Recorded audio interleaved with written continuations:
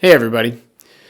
So as you might know, a couple days ago I put out a video about Jenny Blalock's crash in her Beechcraft Debonair. And in that video I put out a theory that one possible cause of the crash was a runaway trim situation.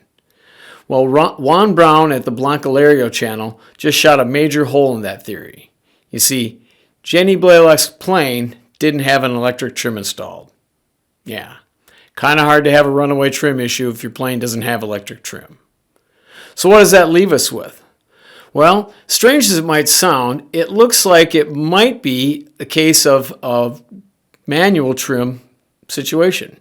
Not a malfunction, mind you, but in her messing around for 40 minutes with the altitude hold feature on her autopilot, she might have got her trim so far out of whack that when she kicked it off in the final climb that she had just before the last descent, her plane might have been so far out of trim that it nosed over and got into a dive that she wasn't able to recover from. So how did this happen? First of all, you should head over to Juan Brown's Blalock channel and watch the video that he put out on the crash. He does a really good job of laying out what he thinks happened, and I for the most part, pretty much agree. But I'm going to give you the high points here and give you my thoughts on what happened. So again, Jenny has a Century 2000 autopilot. And it's an older autopilot, but I think it probably worked just fine if she knew how to use it. Now, one of the things with these older autopilots is that they don't have an altitude capture feature unless you pair it up with a new GPS or something. Some autopilots will allow you to do that. So the way the altitude hold on these older GPSs or autopilots work is that once you level off and hit the autopilot hold feature, the autopilot will electrically hold the altitude with a pressure sensor and a servo, basically connected to the trim tab of the airplane.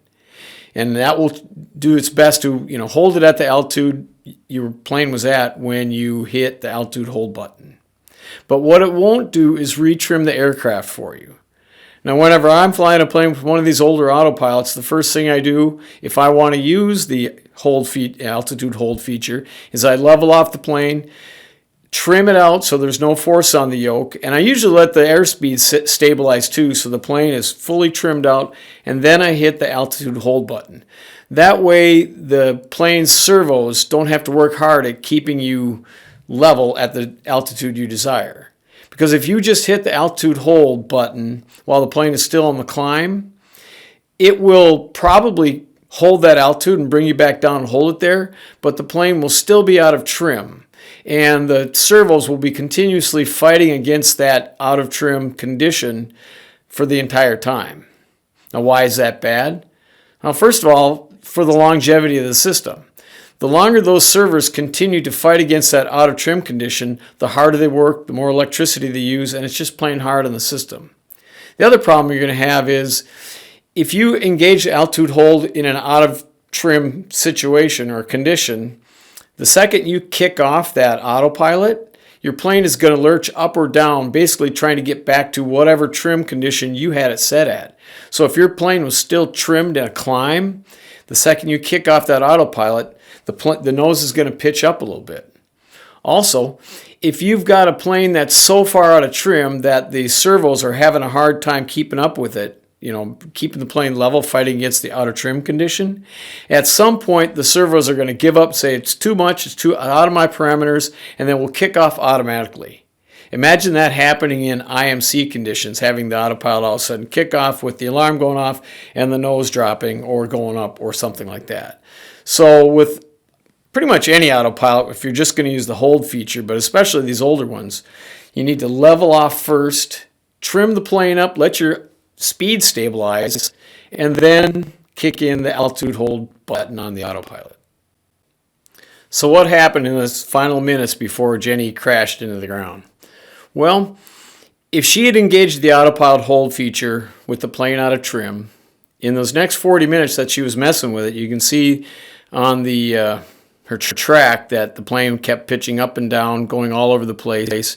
She was probably figuring, I've got a long cross country, let's see if I can master this autopilot. And she was continuously doing it wrong. She was either hitting the up-down buttons, which kicks the plane off of altitude hold into attitude mode. And what hitting the up and down buttons do, you're supposed to push the buttons, not push and hold them like you see on some of her videos. Push those buttons, and that changes the pitch of the airplane.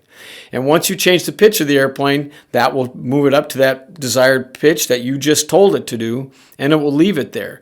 So she hits up, up, up, and then all of a sudden it goes through the altitude she's looking for. Hey, that's not right. She hits down, down, down, and basically she's trying to control the airplane with the up-down buttons on the autopilot, which is controlling the trim, which is, in effect, an electric trim, only not in the sense that I was talking about in my previous video. It's not on the yoke. That's not how you trim the airplane or how you're supposed to trim the airplane.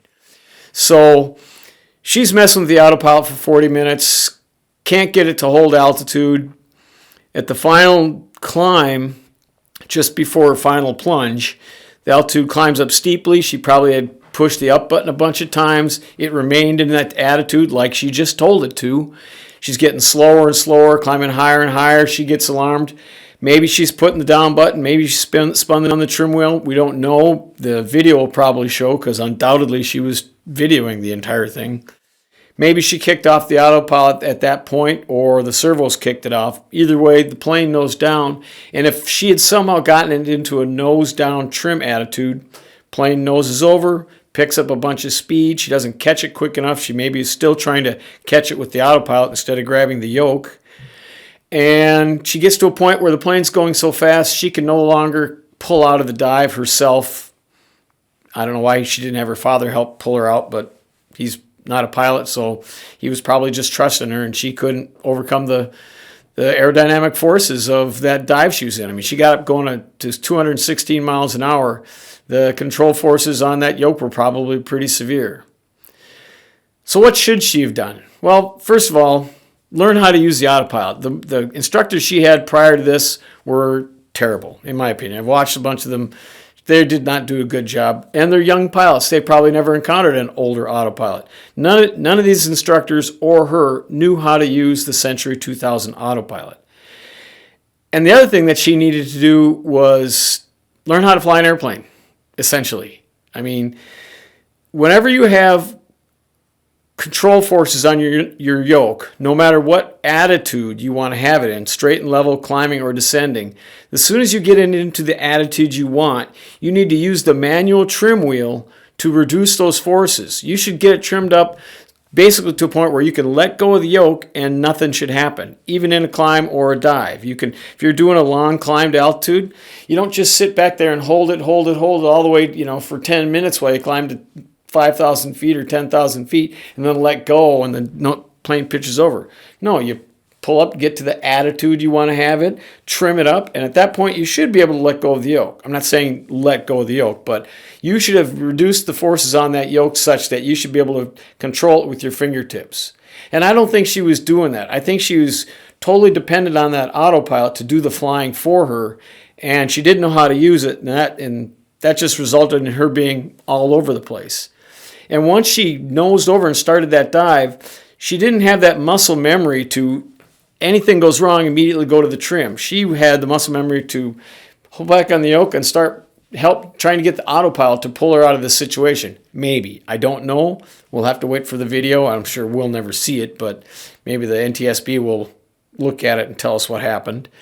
But basically, those are just my theories. I don't really know, but I was 100% wrong that it was a possible runaway trim. Plane doesn't have runaway trim. Can't have a runaway trim if you don't have one. So I'm the first to admit that I was wrong.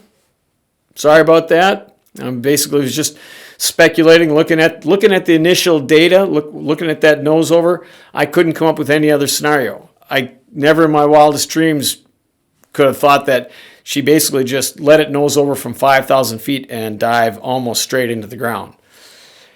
But stranger things have happened, I guess.